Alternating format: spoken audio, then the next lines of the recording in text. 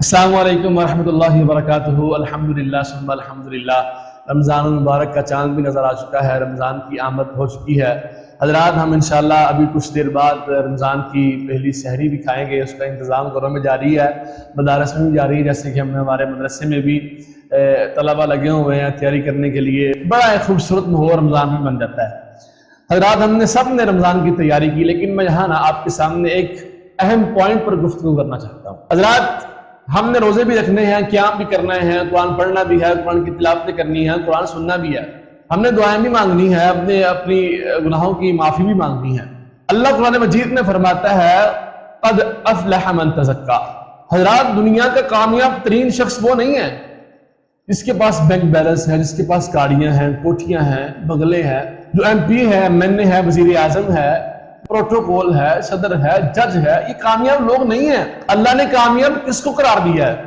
اتنی بڑی بات اللہ رب العالمین نے قرآن مجید میں کی ہے۔ اللہ فرماتے ہیں میں نے اپنا قانون بیان کیا ہے، قد افلح من تزکا۔ دنیا اور آخرت کا کامیاب ترین انسان وہ ہے جس نے اپنے دل کو صاف کر لیا، اپنے دل کی صفائی کر لی۔ حضرات رمضان کی آمد ہے، ہم نے عبادت کرنی ہے، اللہ کو راضی کرنا ہے۔ کیا ہم نے اپنے دل کو صاف کیا ہے؟ ہمارے دل میں جو نفرتوں کا زنگ لگ چکا ہے، کہ ہم نے اس کو صاف کیا ہے؟ ہم حسد کی آگ میں جلتے رہے ہیں، کیا ہم نے حسد کی آگ کو بجھایا ہے؟ انا غرور تکبر ختم کیا ہے؟ حضرات ہماری تو ایسے نیکیاں قبول ہی نہیں ہوں گی۔ ہم دل کو صاف کریں گے، ہمارے اعمال قبول ہوں گے۔ اور جس بندے کا دل صاف ہے، اس کے پاس کلی کا کچھ بھی نہیں ہے، وہ صرف مٹی کے ڈھیر پر بیٹھ کر کے اللہ رب العالمین کی عبادت کرتا ہے، اللہ اس کی عبادت قبول فرما دیتا ہے۔ جس کا دل صاف نہیں ہے، دل میں تکبر ہے، بغض ہے، حسد ہے، کینہ ہے، انا غرور تکبر ہے، وہ ایمان کے پیچھے پہلی صف میں نماز پڑھتا رہے، اللہ اس کی عبادت قبول نہیں کرتا۔ اللہ نے قرآن مجید میں ایک واقعہ بیان کر کے میں سمجھایا ہے۔ وَاتْلُ عَلَيْهِمْ نَبَأَ ابْنَيْ آدَمَ بِالْحَقِّ إِذْ قَرَّبَا قُرْبَانًا فَتُقُبِّلَ مِنْ أَحَدِهِمَا وَلَمْ يُتَقَبَّلْ مِنَ الْآخَرِ۔ اللہ فرماتے ہیں دونوں آدم زادے، دونوں آدم کے بیٹے، ایک بیٹے کی میں نے قربانی قبول کی ہے، ایک کی قربانی قبول نہیں کی۔ ایک ہی وقت میں دونوں نے قربانی کی ہے۔ جس کی میں نے قربانی قبول کی ہے اس کا دل صاف ہے، دل میں غرور تکبر انا نہیں ہے، حسد نہیں ہے، بغض نہیں ہے، کینہ نہیں ہے۔ اپنے بھائی کے بارے میں اس کا دل صاف ہے، وہ مجھ سے ڈرنے والا ہے، انما یتقبل اللہ من المتقین، وہ مجھ سے ڈرنے والا ہے، اس کے دل میں تقوی موجود ہے، ڈر موجود ہے، اللہ کا خوف موجود ہے۔ اللہ فرماتے ہیں میں نے جس کی قربانی قبول نہیں نہ کی، اس کا دل اپنے بھائی کے لیے صاف نہیں تھا، اس کے دل میں اپنے بھائی کے لیے انا تھی، غرور تھا، تکبر تھا، حسد تھا۔ حضرات اللہ یہ بینک بیلنس نہیں دیکھتا، ہماری پرسنالٹی نہیں دیکھتا، خوبصورت لباس نہیں دیکھتا، انسان کا حسن جمال نہیں دیکھتا۔ اللہ رنگ کا کالا ہے، رنگ کا گورا ہے، کپڑے پہنے ہیں نہیں پہنے، خوبصورت ہے، کپڑے گندے پہنے ہیں، میلے پہنے ہیں، اللہ یہ نہیں دیکھتا۔ اللہ دیکھتا ہے تو انسان کے دل کو دیکھتا ہے، انسان کا دل کتنا صاف ہے۔ رمضان المبارک کی آمد ہوئی، چاند نظر آیا، ہم نے سب کو مبارکباد دی، میسج کیے، کالز کی، لیکن گھر کے ساتھ دوسرا گھر ہے بہن کا، گھر کے ساتھ بھائی کے گھر ہے، ہم نے سگے بھائی کو رمضان کی مبارکباد نہیں دی، ہم نے سگی بہن کو رمضان کی مبارکباد۔ حضرات کب تک ہم نفرتیں اپنے دل میں پالے رکھیں گے؟ حضرات کب تک ہمارے دل میں نفرتیں جنم لیں گی؟ کب دل میں محبت پیدا ہوگی؟ اور رمضان آیا ہے، اپنے دل کو صاف کر لیجیے۔ شیطان تھا نا، عبادتیں کرتا تھا، سجدے کرتا تھا، بڑی باتیں کرتا تھا، لیکن جب اس نے آدم علیہ السلام کو سجدہ نہیں کیا، اللہ نے کہا قال فخرج منها فإنك رجيم۔ اس نے جب آدم علیہ السلام کو شیطان نے سجدہ نہیں کیا، دل میں غرور آ گیا، تکبر آ گیا، حسد آ گیا، کہتا ہے خلقتنی من نار وخلقته من طین، اے اللہ میں شیطان آگ کا بنا ہوا اس آدم کو سجدہ کروں؟ ایسا ہو ہی نہیں سکتا۔ اللہ نے کہا قال فخرج منها فإنك رجيم وإن عليك اللعنة إلى يوم الدين، قیامت تک تجھ پر میری لعنتیں برستے رہیں گی۔ شیطان نے کوئی چوری کی تھی؟ شیطان نے کوئی قتل کیا تھا؟ نہیں، اس کے دل میں ناپاکی آ گئی تھی، اس کے دل میں حسد آ گیا تھا، بغض تکبر آ گیا تھا، انا آ گئی تھی۔ اللہ نے اس کے ساری زندگی کی اعمال تباہ و برباد کر دیے، سارے سجدے ضائع کر دیے، ساری باتیں ضائع کر دی۔ آج دیکھیے ہم نے اچھا سوٹ پہن لیا ہے، اللہ نے ہمیں گاڑی دی ہے، ہمارے پاؤں زمین پہ لگتے ہی نہیں ہے، عیدیں آ جائیں گی لیکن ہم سب کو مبارکباد دیں گے، لیکن اپنے بہن بھائیوں کو، سگے بہن بھائیوں کو مبارکباد دینے کی جسارت بھی نہیں کریں گے۔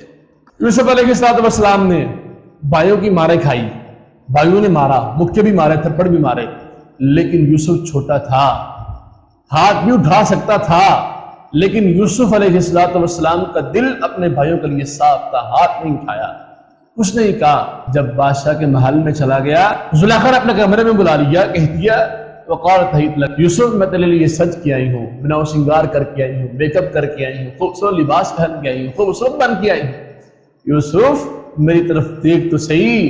یوسف نے کہا قال معاذ اللہ، اے زلیخا تو اللہ سے ڈرنے والی نہیں ہے، میں اللہ تعالیٰ سے ڈرنے والا ہوں، میرے دل میں اللہ کا ڈر موجود ہے، میرا دل تمہارے بارے میں صاف ہے۔ اللہ فرماتے ہیں یوسف کا دل صاف تھا، بھائیوں کے بارے میں صاف تھا، زلیخا کے بارے میں صاف تھا۔ اللہ فرماتے ہیں میں نے جیل سے اٹھا کر کے مصر کا بادشاہ بنا دیا۔ حضرات، نبی پاک صلی اللہ علیہ وسلم نے فرمایا صحابہ تمہارے دل میں اللہ رب العالمین نے ایک ایسا ٹکڑا، ایک ایسا لوتھڑا لگا دیا ہے، اگر وہ ٹکڑا، وہ لوتھڑا صاف ہے نا، تمہارا پورا جسم صاف ہے، اگر وہ صاف نہیں تو تمہارا پورا جسم صاف ہی نہیں ہے، ناپاک ہے۔ الا وہی القلب، وہ لوتھڑا اور ٹکڑا کون سا ہے؟ دل۔ اللہ نے یہ دل بنایا جسم، اگر یہ دل صاف ہے پورا جسم صاف ہے۔ اگر دل صاف ہے نمازوں میں خشوع خضوع آئے گا، اگر دل صاف ہے اللہ تعالیٰ سے ڈرنے والا ہے، خوف کھانے والا ہے، یقیناً یہ ناپ تول میں کمی ختم ہو جائے گی، یہ بے ایمانیاں ختم ہو جائیں گی، یہ مانتوں میں خیانت ختم ہو جائے گی، یہ عدالتوں میں انصاف نہیں مل رہا، انصاف ملنے لگ۔ 3 دن نبی اکرم صلی اللہ علیہ وسلم نے مسجد نبوی میں بیٹھ کر کے جنت کی بشارتیں دی ایک صحابی کو۔ صحابہ تھے نا، تڑپ تھی، جنت کی تڑپ تھی جنت حاصل کرنے کی۔ اس صحابی کے گھر میں مہمان بن کے چلے گئے، کہتا ہے دیکھتا ہوں یہ کون سا ایسا عمل کرتا ہے جس کی عمل کی وجہ سے نبی پاک صلی اللہ علیہ وسلم نے اس کو 3 دن مسلسل لگاتار جنت کی بشارتیں خوشخبری سنا دی۔ کہتا ہے ایک دن گزر گیا، دوسرا دن، 3 دن گزر گئے، مجھے اس میں کوئی خاص عمل نظر نہیں آیا۔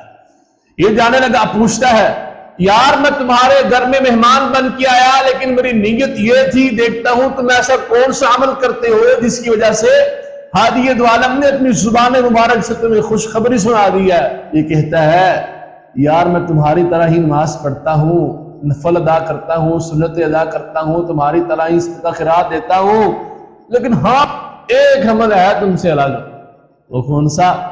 کہتا ہے رات کو جب بستر پہ لیٹ جاتا ہوں، اللہ کے سامنے پیش ہو کر کے کہتا ہوں اللہ آج سارا دن میں اگر کسی نے مجھے تکلیف پہنچائی ہو، کسی نے مجھے درد دیا ہو، کسی نے پریشانی دی ہو، کسی نے گالی نکالی ہو، اللہ میں نے سب کو معاف کیا تو مجھے معاف کر دے۔ اللہ اکبر، میں نے سب کو معاف کر دیا۔ ہم میں سے ایسے کتنے لوگ ہیں جو رات کو سوتے وقت اللہ کے سامنے پیش ہو کر کے کہتے ہیں اللہ میں نے سب کو معاف کیا تو مجھے معاف کر دے۔ حضرات، رمضان کی آمد ہے، ہم نے روزے بھی رکھنے ہیں، قیام بھی کرنا ہے، تلاوتیں بھی کرنی ہے۔ اگر سارے اعمال قبول کروانا چاہتے ہیں اپنے دل کو صاف کر لیں، یہ نفرتیں ختم کر دیں، مسئلوں کی بحث ختم کر دیں، آپس میں محبت پیدا کریں، بھائی چارہ پیدا کریں، مل کر رہیں، ایک دوسرے کی مساجد میں جائیں، وہاں نمازیں ادا کریں، افطاریوں کا اہتمام کریں، دل کو صاف کر لیجئے۔ اگر ہمارا دل صاف ہے ہماری ساری باتیں، سارے اعمال قبول ہیں۔ اللہ سے دعا ہے اللہ تعالی ہمیں اس ماہ رمضان کی قدر کرنے کی توفیق عطا فرمائے۔